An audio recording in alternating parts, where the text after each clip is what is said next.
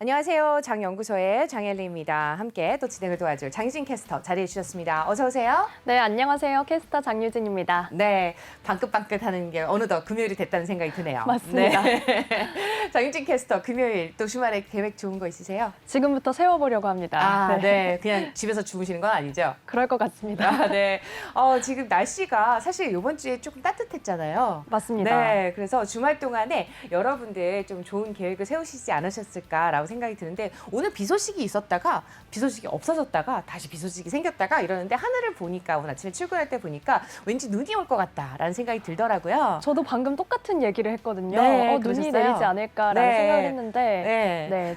좀 좋은 날이 됐으면 좋겠습니다. 네. 혹시 눈이 오면 설레시나요? 아직은 그렇습니다. 네, 아직도 설레시는 걸 보니까 아직 젊음을 간직하고 계신 것 같습니다. 네, 많은 분들이 눈이 오면 참 설레실 텐데 이런 설렘을 가져갈 수 있는 게 바로 우리 주식시장에서도 그런 설렘을 좀 가져갈 수 있었으면 좋겠다는 생각이 듭니다. 근데 오늘 사실 우리 뉴욕 증시 같은 경우는 숨고르기 장세를 좀 보여줬습니다. 큰 폭으로 떨어졌다고 하기에는 약간 이제 보합세로 다우지수는 마감을 했고요. 나스닥 지수가 좀 큰 폭으로 하락을 했는데 어떻게 마감을 했는지 함께 좀 확인을 해보도록 하겠습니다. 섹터별 그리고 종목별 확인을 해드리도록 하죠. 네, 섹터별 보기 전에 매물 통해서 함께 좀 확인을 해볼까요? 네, 현재 지금 빨간불이 조금 곳곳에 들어와 있는 상황이고요. 초록불을 켜낸 종목들도 있지만 아주 선명하지는 않은 모습입니다. 사실 어제 장연구소에서 장세를 좀 어떻게 보고 있냐라고 물어보셨을 네, 때 그랬었죠. 제가 숨고르기라고 대답한 게 좀 잘못했나 하는 생각이 아니에요, 들기도 잘하셨어요. 하는데요. 네, 정확하게 보셨습니다. 네, 우선 좀 바차트를 통해서 섹터별 추이도 함께 살펴보겠습니다. 네. 네, 오늘 장 마감 직전까지는 필수 소비재랑 유틸리티 상승세를 유지하고 있었는데요. 장 막판에 역시 상승세가 꺾이는 모습을 보여줬습니다. 여기에 11개 섹터가 전반적으로 하락 마감을 했는데요. 현재 지금 최하단에 자리하고 있는 섹터는 소비순환재와 기술주입니다. 아무래도 여기에 나스닥 지수 1.7% 넘게 떨어지는 흐름을 보여줬습니다. 테슬라를 비롯해서 자동차주도 잠시 후에 전해드리겠지만 전반적으로 급락세를 기록했는데요. 여기에 지금 중간에도 살펴보시면 에너지와 기초소재 그리고 금융주까지도 일제히 내림세를 가져갔습니다. 여기에 지금 주간 차트까지 함께 확인을 해보겠습니다. 저희가 어제 장연구소에서 봤을 때는 모든 섹터들이 지금 주간으로 상승 전환한 모습을 보였는데요. 다만 간밤의 약세 때문에 소비순환재는 하락 전환을 하는 모습을 보였습니다. 네, 이렇게 해서 주간 섹터까지 함께 확인을 좀 해보셨습니다.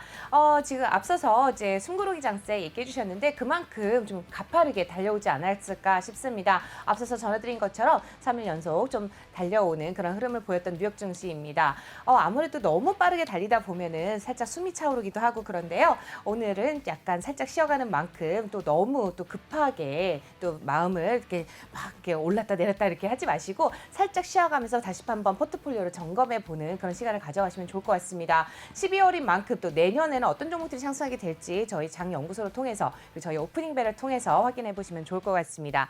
자, 그렇다면은 섹터별로 좀 확인을 해봤는데요. 오늘 좀 빨간색이 유난히 눈에 많이 띕니다. 저희가 오늘 국내 증시 좀 빨갛게 올라가라고 빨간색 옷을 입어봤는데요.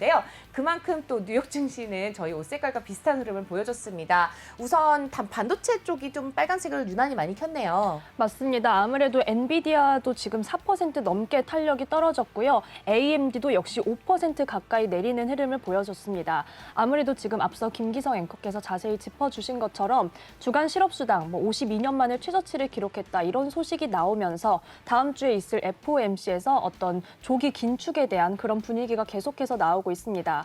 이번 주에 연준 인사들의 어떤 발언이 없었음에도 불구하고 테이퍼링이 내년 3월이나 4월에 끝날 수도 있다. 이런 전망도 계속해서 나왔는데요. 관련 소식들 전해지면서 기술주가 가장 크게 부담을 좀 겪었습니다. 여기에 반도체 섹터도 전반적으로 내림세를 기록했고요.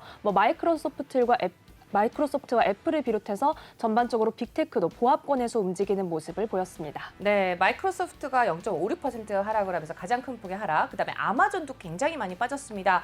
아마존 주가 함께 확인해 보시죠. 네, 아마존에 특별한 이슈가 있었나요? 네, 아마존은 지금 1% 넘게 약세 가져가면서 3,483달러 선에 거래를 마쳤는데요. 지금 이탈리아에서 날아온 조금 아쉬운 소식이 있습니다. 네. 11억 3천만 유로 규모의 벌금을 물게 됐다라는 소식입니다. 이탈리아 반독점 당국에서 내린 조치인데요. 시장에서 어떤 독점적인 그런 경쟁 우위의 지위를 남용했다라고 지금 벌금을 부과한 것으로 알려졌습니다. 그런데 이 벌금이 지금까지 이탈리아에서 있었던 관련 벌금 중에서 가장 큰 규모인 것으로 알려지면서 아무래도 조금 타격을 주고 있습니다. 이에 대해서 아마존은 항소를 할 예정이지만 향후의 구체적인 일정은 아직 나오지 않았습니다. 네, 지금 이탈리아의 벌금 때문이었을까 아니면 우리가 어제 전해드렸던 그 소식 때문이었을까라고 하기에는 지금 한 1%대에서 하락을 했다는 점 좀 지켜볼 수 있는데요. 계속해서 아마존과 관련된 소식 전해드리도록 하겠습니다. 그 옆에 또 빨간색을 켜고 있는 테슬라의 주가전 좀 확인을 해봐야 될 텐데요. 테슬라를 포함한 우리 지금 전기차 관련주들 그리고 자동차 관련주들이 일제히 빨간불을 좀 켰습니다. 어떤 이슈들이 있는지 함께 좀 확인해 보도록 하죠. 네, 테슬라가 지금 6% 넘게 빠지면서 천슬라를 가까스로 지켜내는 그런 모습을 보여줬습니다. 아무래도 그런데 이번에는 테슬라 자체의 이슈라기보다는 루시드에서 시작된 이슈로 전기차 시장이 전반적으로 약세를 기록했다라고 시장에서는 분석을 하고 있는 상황인데요. 여기 지금 제너럴 모터스는 심지어 좋은 소식이 전해졌음에도 불구하고 2% 가까이 내렸습니다. 1.91% 내림세 속에 59달러 선의 정기장 거래 마쳤는데요. 우선 제너럴 모터스 소식 전해드리면 내년에는 크루즈 자율주행차를 상용화에 착수할 것이다 라고 이렇게 좀 당찬 포부를 밝혔습니다. 이어서 내년 후에 내후년에는 쉐보레 실버라도 2의 전기 픽업 트럭을 출시할 예정이다라고 밝혔는데요. 이 지금 모델 자체는 1월 초에 CES에서 공개할 예정이다라고 밝히기도 했습니다. 아무래도 뭐 CES가 워낙 대규모 행사인 만큼 관련 어떤 자동차, 전기차 관련해서 추세를 엿볼 수 있을 것으로 전망되고 있습니다. 이렇게 해서 GM에 대한 소식을 좀 긍정적인 소식을 확인해 보셨는데요. 앞서서 글로벌 인사이트에서 전해드린 것처럼 물류 대란도 어느 정도 2022년 하반기에는 해결이 될 테고 2022년에 GM에서 새로운 신차도 출시를 한다고 하니까 장기적으로 전망으로 봤을 때 저가에 매수해 볼 수 있는 기회를 삼아보시는 것도 좋을 것 같습니다. 하지만 자동차 관련주도 앞으로 반도체라든지 다양한 이슈들이 있는 만큼 조금 더 조심스럽게 접근해 보시기를 바랍니다. GM에 대한 소식 전해드렸고요. 앞서서 루시드 이슈 얘기해 주셨는데 어떤 이슈가 있었는지 짚어주셔야 될 것 같아요. 네, 루시드가 지난 6일에 지금 미국 증권거래위원회에서 루시드에게 소환장을 발부했다라는 소식이 전해졌습니다. 지금 해당 소환장 내용에 대해서 아주 자세하게 정확하게 보도가 이루어지고 있는 것은 아닌데요. 어떤 스펙을 통한 우회 상장 과정에 대한 조사인 것으로 현재 시장에서는 풀이하고 있는 상황입니다. 여기 지금 미국 증권거래위원회에서 루시드뿐만이 아니라 스펙을 통한 우회 상장 기업들, IPO가 지금까지 좀 대규모로 많이 이루어졌는데요. 이런 굉장히 핫했던 기업들에 대해서 조사에 착수할 것이라는 전망이 나오고 있는 상황입니다. 해당 소식이 전해지면서 루시드는 18% 넘게 주가가 빠지면서 36달러 선의 거래를 마쳤는데요. 이 소환장 소식뿐만이 아니라 간밤에는 17억 5천만 달러 규모의 전환 사채를 발행한다는 소식까지 전해지면서 주가가 약세 흐름을 가져갔습니다. 여기에 리비안 같은 경우는 조금 긍정적인 분석이 나왔는데도 역시 루시드와 함께 약세 흐름을 가져갔는데요. 우선 정규장에서는 5% 넘게 빠지며 115달러 선의 정규장 거래 마쳤습니다. 리비안에 대해서 뱅크 오브 아메리카는 기술 참여도가 매우 높은 기업으로 테슬라를 비롯해서 향후 긍정적인 전망이 기대된다고 밝혔습니다. 미국 쪽에서는 리비안에 대한 긍정적인 시각을 많이 가지고 있는 것 같습니다. 제 주변 지인들도 그렇고 리비안에 대해서는 무조건 매수를 해라 이런 얘기를 많이 하더라고요. 제2의 테슬라가 될 수 있다라는 의견도 있는데 항상 주식을 접근할 때는 내가 제일 먼저 공부를 해야 된다라는 점 항상 기억하시기를 바랍니다. 저희 장연구소 통해서 계속해서 함께 공부해 나가시기를 바라면서 바로 다음 종목 확인해 보도록 하겠습니다. 우리 오토존과 앱티브에 대한 그런 내용이 좀 있잖아요. 함께 확인해 볼까요? 네, 자동차 부품이나 관련주들도 자동차 대표주 약세와 함께 전반적으로 내림세를 기록하면서 소비순환 섹터를 조금 끌어내리는 그런 모습을 보여줬습니다. 우선 오토존도 1% 넘게 빠지면서 1,965달러 선의 거래를 마쳤고요. 이어서 자율주행 관련주로 분류되고 있는 앱티브도 살펴보겠습니다. 앱티브는 2% 넘는 약세 속에 166달러 선의 거래를 마쳤습니다. 여기에 소비순환 섹터, 자동차 관련주들도 굉장히 약했고 리오프닝주도 간밤에 전반적으로 내림세를 기록했습니다. 네. 먼저 지금 여행사주들의 추이 간단하게 살펴볼 텐데요. 네. 전반적으로 역시 빨간불 들어와 있습니다. 현재 지금 카니발을 비롯해서 부킹홀딩스 그리고 익스피디아까지 1%대 내림세를 기록하고 있는 상황입니다. 네. 여기에 옆으로 이동하셔서 카지노주도 함께 살펴보시면요. 여전히 현재 빨가네요. 맞습니다. 지금 시저를 비롯해서 전반적으로 역시 빨간불이 들어와 있는 모습입니다. 네, 라스베가스 샌즈도 그렇고 전반적으로 다 빨간색 1%에서 2% 내외로 또 하락을 한 흐름을 확인해 보셨습니다.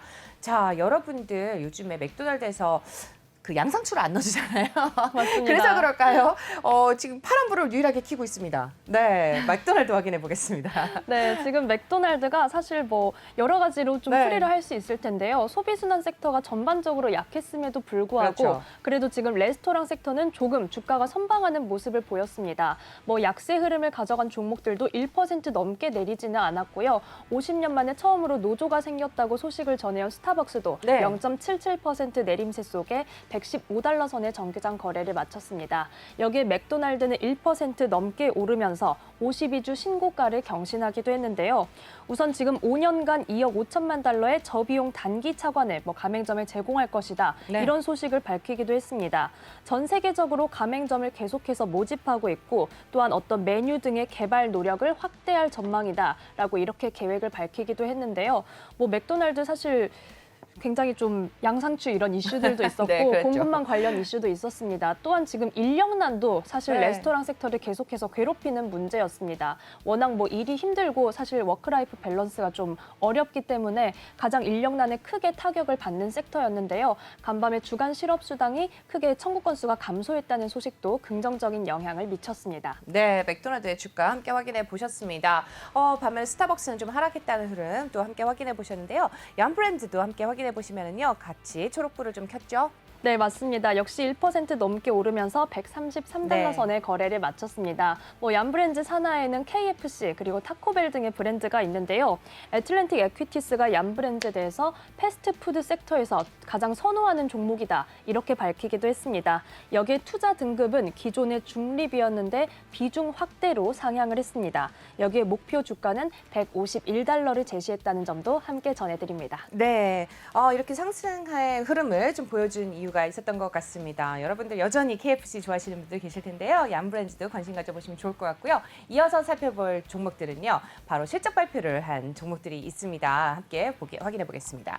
네, 게임스탑이네요. 오랜만에 보는 종목입니다. 예전에 저희 오프닝 벨에서 자주 짚어드렸던 종목인데요. 게임스탑 주가 확인해 보도록 하죠. 네, 현재 지금 정규장 추이를 살펴보시면 급락세를 기록했습니다. 실적을 발표를 했는데 매출은 증가했지만 영업이익에서는 적자가 확대됐다라는 소식을 전해왔습니다. 아무래도 조금 비용이 증가한 것으로 분석되고 있는데요. 미국의 가장 대표적인 비디오 게임 판매점으로서 최근에 좀 약세 흐름을 가져간 모습입니다. 반면 매출은 29% 전년 대비 증가했다라고 밝히면서 12억 9,660만 달러를 기록했는데요. 그래도 투자자들은 조금 영업이익 적자 확대에 크게 주목하는 분위기였습니다. 현재 시간외 거래에서 소폭의 상승세를 가져가고 있지만 낙폭을 만회하기에는 턱없이 모자란 수치입니다. 이어서 룰루레몬도 함께 살펴보겠습니다. 네, 저희가 룰루레몬 지금 장 마감 후에 실적을 발표를 했는데 관련해서 어떤 운동복 관련된 소식들을 그렇죠. 전해드린 바가 있습니다. 룰루레몬은 우선 연간 수익 전망치를 상향 조정했는데도 현재 정규장에서도 2%대 내림세, 그리고 시간외 거래에서도 2%대의 하락폭을 더하고 있는 모습입니다. 우선 지금 연매출은 최대 62억 9천만 달러를 예상한다라고 밝혔고요. 분기 매출은 약 14억 달러, 그래서 전년 대비 58%가량 증가할 것으로 분석되고 있습니다.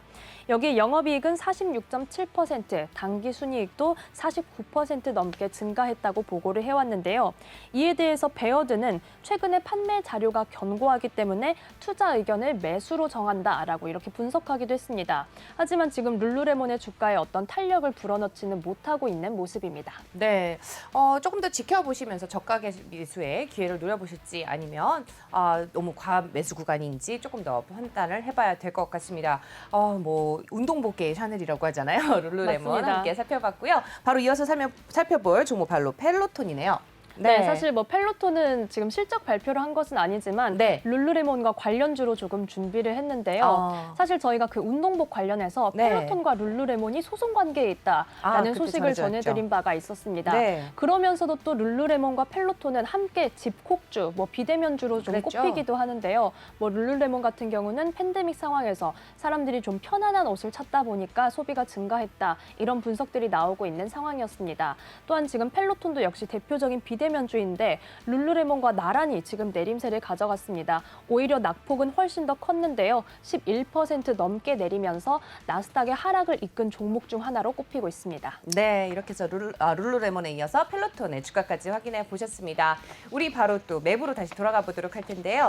우리 또 전체적으로 다우지수와 S&P 500의 주가를 좀 끌어내렸던 전반적인 기술주들 다시 한번 확인을 해보도록 하겠습니다. 애플에 대한 소식이 좀 전해졌는데요. 0.3% 정도 하락을 했습니다. 애플에 대한 소식 어떤 내용이 있었을까요? 네, 애플에 대해서는 사실 모건 스탠리에서 긍정적인 분석을 내놨습니다. 여기에 오히려 지금 약세장 속에서 하락폭을 조금 막아냈다고 볼 수도 있을 것 같은데요. 네. 0.3% 내리며 174달러 선에 거래를 마쳤습니다. 저희가 어제 장연구소에서 애플 그리고 에픽게임즈 간의 상황에 있었던 앱스토어와 관련된 어떤 집행 중지 명령이 좀 내려졌다라는 소식을 전해드리면서 해당 소식이 애플에는 호재로 작용을 한다라고 전해드렸는데요. 이에 대해서 모건 스탠리 역시 앱스토어의 수수료 수입이 당분간 강력하게 유지될 것이다라고 분석을 했습니다. 네, 이렇게 해서 애플에 대한 소식까지 전해드렸습니다. 저희가 아침에 이제 원고를 준비할 때 대략적으로 이제 전체적인 기사들을 이제 확인을 하면서 어떤 내용을 제일 먼저 전해드릴까 이제 솔팅을 하는데요. 그때 제가 빠뜨린 내용이 하나 있습니다. 사실 미국의 FDA에서 부스터샷 혹은 또 16세 어린이들 대상으로 해서 승인을 내줬다라는 이슈가 있었는데요. 바로 화이자와 관련된 소식입니다. 화이자에 대한 주가도 함께 확인해 보겠습니다. 네, 화이자가 1% 넘게 상승불 켜내면서 52달러 선에 거래를 마쳤습니다. 모더나는 3% 넘게 빠진 것에 비하면 네. 굉장히 좀 좋은 흐름을 가져갔는데요. 역시 말씀해 주신 것처럼 미국 FDA에서 부스터샷 접종 연령을 16세로 낮췄다라는 소식이 전해지면서 화이자에는 조금 호재로 작용을 했습니다.